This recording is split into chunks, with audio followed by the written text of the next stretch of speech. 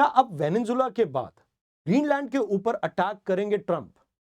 ऐसे बहुत सारे ट्वीट्स आपने एक्स के ऊपर देखे होंगे या सोशल मीडिया प्लेटफॉर्म पे बहुत सारी वीडियोस देखी होंगी। बट इसके पीछे की पूरी स्टोरी आपको अभी तक नहीं पता होगी। तो इस वीडियो में मैं आपको पूरा ग्रीनलैंड और यूएस के इंटरेस्ट के बारे में बताऊंगा। साथ के साथ मैं आपको बताऊंगा कि इसमें क्या इंपैक्ट हो सकता है नाटो के ऊपर एंड डैनिश गवर्नमेंट यहां पे क्या कहना चाहती है। मेरा नाम विवेक शर्मा है। आप इस टॉपिक को जीएस पेपर 2 इंटरनेशनल रिलेशन से रिलेट कर सकते हैं, जहां पे जो इंटरनेशनल इवेंट्स है उनके इंडिया के ऊपर क्या इंपैक्ट होते हैं हम उन्हें समझते हैं। आइए शुरुआत करते हैं आज के टॉपिक की।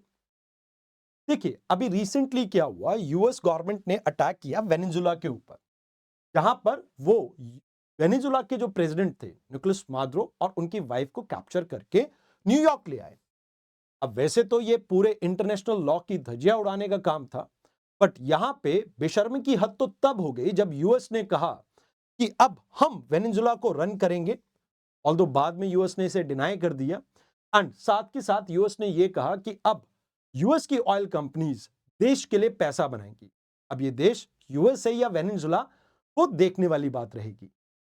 अब यहां पे ये पूरे इवेंट के साथ साथ एक इमेज अपलोड होती है एक्स के ऊपर एंड ये इमेज अपलोड की जाती है केटी मिलर के द्वारा। अब आप शायद केटी मिलर को नहीं जानते होंगे। जो ट्रंप है इनके एक क्लोज एड है, उनकी वाइफ है केटी मिलर। उन्होंने ग्रीनलैंड का जो मैप पेस्ट किया अपने एक्स अकाउंट के ऊपर, उसमें इसको पूरा कलर कर दिया अमेरिकन फ्लैग के साथ एंड ऊपर लिख दिया सून, जिसके बाद पूरे इंटरनेशनल अरीना में एक तरह से आग सी लग गई। अब ऐसा क्यों?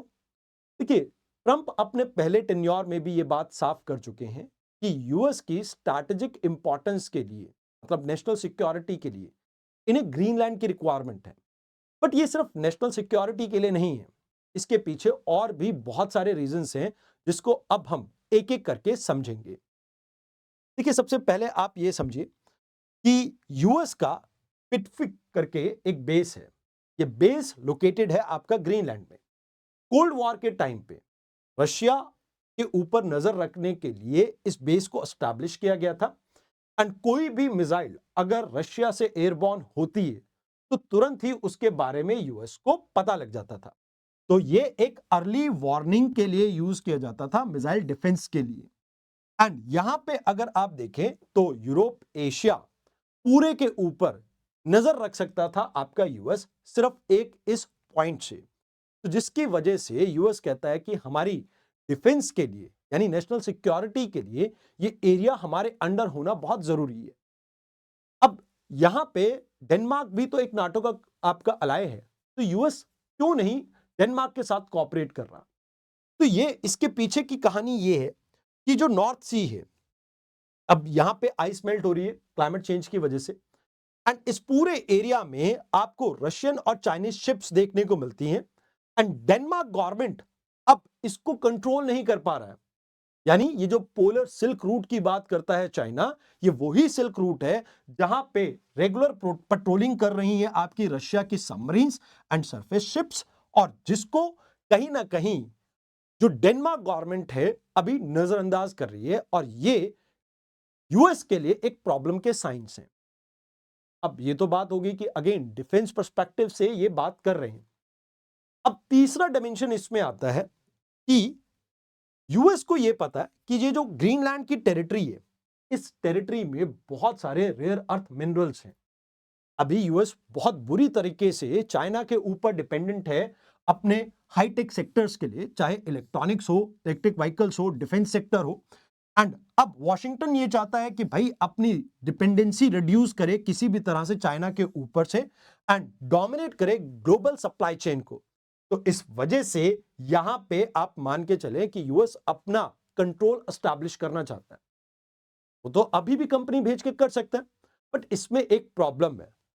यहां पे एक यूरेनियम एक्सट्रैक्शन का प्रोग्राम चल रहा था जिसको लोकल लोगों ने अपोज किया एंड हालात ये हुए कि उस पूरे प्रोग्राम को 2021 के एक लॉ के साथ बंद कर दिया गया कि भाई आप यूरेनियम की माइनिंग इस एरिया में अब नहीं कर सकते। तो जितने भी रेयर अर्थ डिपॉजिट होते हैं उसमें यूरेनियम, थोरियम जैसे आपको एलिमेंट्स देखने को मिलते हैं एंड ये रेडियो एक्टिव नेचर के हैं, तो इस वजह से लोकल कम्युनिटी इसको सपोर्ट नहीं करती है। तो ये एक मेजर प्रॉब्लम है जिसकी वजह से यहां पे कंपनीज भेज के यूएस किसी भी तरह से इन मिनरल को एक्सट्रैक्ट नहीं कर सकता है and this is the economic reason why इस एरिया को यूएस कंट्रोल करना चाह रहा है। अब ऐसा पहली बार नहीं है कि यूएस किसी एरिया को खरीदने की सोच रहा है। 1867 में यूएस के स्टेट डिपार्टमेंट ने ग्रीनलैंड के साथ एक बातचीत करनी स्टार्ट की। अलास्का को वो खरीद चुके थे, तो उसके बाद इन्होंने कहा कि भाई ग्रीनलैंड को भी हम खरीद लेते हैं। 1946 आते आते यहां पर प्रेसिडेंट हैरी ट्रूमैन ने एक सीक्रेट डील साइन की कि भाई हम यहां पे डेनमार्क को $100 मिलियन गोल्ड रिजर्व दे देंगे और आप हमें ये आइलैंड बेच दीजिए। अब ये डील किसी भी तरह से पूरी नहीं हो पाई, बट इन्होंने आपस में एक डिफेंस एग्रीमेंट किया एंड यहां पे यूएस की लॉन्ग टर्म प्रेजेंस इस एरिया में एक मिलिट्री बेस के साथ इंश्योर की। अब फास्ट फॉरवर्ड करते हैं 2019 में, जब ट्रंप पहली बार आए थे, तो ट्रंप ने कहा था कि ग्रीनलैंड एक large scale real estate deal है एंड कहीं ना कहीं US is interested in this. तो पब्लिकली जब ट्रंप ने ये कहा था तो ट्रंप ने अपनी मंशा साफ कर दी थी कि that he wants Greenland soon in his bucket. तो ये बात आ जाती है। अब यूएस ने किस किस टेरिटरी को कब कब खरीदा ये भी थोड़ा हम समझ लेते हैं। तो 1867 में यूएस ने 7.2 मिलियन में आर्टिक एरिया में अपनी प्रेजेंस को बनाया था विद परचेज ऑफ अलास्का।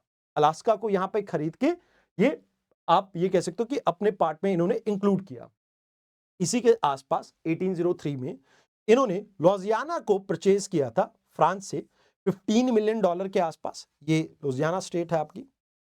फिर उसके बाद इन्होंने डैनिश यानी डेनमार्क से ही 1917 में जो आज की डेट में वर्जिन आइलैंड्स है, इसे पहले वेस्ट इंडीज कहा जाता था, डैनिश वेस्ट इंडीज, इसको परचेज किया था। तो ये पहले 3 ऐसे वाक्य है जहां पर पहले भी यूएस ने पैसा देके टेरिटरीज को अक्वायर किया है। अब यूएस वही चाहता है, बट यहां पे यूएस क्या कह रहा है? यूएस कहता है देखो हम हमेशा से देशों की आजादी के लिए खड़े रहे, डेमोक्रेसी के लिए खड़े रहे। तो यहां पे यूएस कहता है कि भाई डेनमार्क जो है, जो कंट्रोल कर रहा है अभी ग्रीनलैंड को, इसका क्या बेसिस है? बिकॉज कॉलोनियलिज्म तो खत्म हो चुका है एंड डेनमार्क की कॉलोनी है यहां पर आपका ग्रीनलैंड। तो अब ग्रीनलैंड के ऊपर किसी भी तरह का डेनमार्क का कोई अधिकार नहीं होना चाहिए। अब एक्चुअल में रियलिटी की बात करें तो यहां पर ये सेमी ऑटोनॉमस टेरिटरी है आपकी एंड डेनिश गवर्नमेंट पूरी तरह से इसको गवर्न नहीं करता है। यहां पे सेल्फ रूल है, but foreign and defence policy, ये 2 एरिया आज भी आपकी डेनिश गवर्नमेंट के हाथ में है। पब्लिक ओपिनियन ये कहते हैं कि भाई वो यूएस का पार्ट तो नहीं बनना चाहते, they are totally opposite this, but यहां पे वो इंडिपेंडेंस भी चाहते हैं कि वो डेनमार्क का भी पार्ट नहीं रहना चाहते। तो इसी चीज का फायदा उठाने के लिए यूएस ऑलरेडी 3 फेज इनिशिएटिव ले चुका है। अब क्या है ये फेजेस, आप इसको देखिए। पहला देखिए, पहले फेज में यहां पे यूएस ने क्या किया कि थोड़ा चार्म बिखेरने की कोशिश की, हाई लेवल आउटरीच की कोशिश की। डोनाल्ड ट्रंप ने यहां पर इसको विजिट किया, गुडविल बिल्ड की, लोकल कॉन्टेक्ट्स बिल्ड किए। फिर सेकंड टाइम यहां पे क्या होता है, जेडी वेंस जाते हैं ऑफिशियल यूएस की विजिट पे, यूएस से ग्रीनलैंड की विजिट पे, एंड यहां पे अगेन डेनमार्क एडमिनिस्ट्रेशन के साथ इन्वेस्टमेंट के ऊपर बात करके आते हैं। देन थर्ड फेज आता है जहां पे आप ये कह सकते हैं कि एफर्ट्स किए जा रहे हैं कि हम कल्टीवेट कर सके लोकल सपोर्ट, ताकि सक्सेसनिस्ट जो पॉलिसी है वहां पे जो लोग अलग होना चाहते हैं डेनमार्क से, उनको फ्यूल किया जाए। एंड अब नॉन स्टेट एक्टर्स जैसे सीआईए के कोवर्ट ऑपरेशन के through might be a possibility US यहां पे रजीम चेंज की कोशिश करे, जैसा ऑलरेडी आपने बांग्लादेश के केस में देखा है एंड इवन आपने देखा है किसके केस में, म्यांमार के केस में। Now if we talk about यहां पे ग्रीनलैंड का क्या कहना है, तो ग्रीनलैंड के जो प्राइम मिनिस्टर हैं इन्होंने साफ साफ ये कहा कि भाई इनफ इज इनफ, आपकी बहुत बात हो चुकी, अब आप यहां पे एक काम कीजिए, अपनी इस फैंटेसी को हमें अनेक्स करने की छोड़ दीजिए। दूसरी चीज ये है कि हम डायलॉग के लिए खुले हैं, आपसे बातचीत करने को तैयार हैं, बट आप 2 काम कीजिए।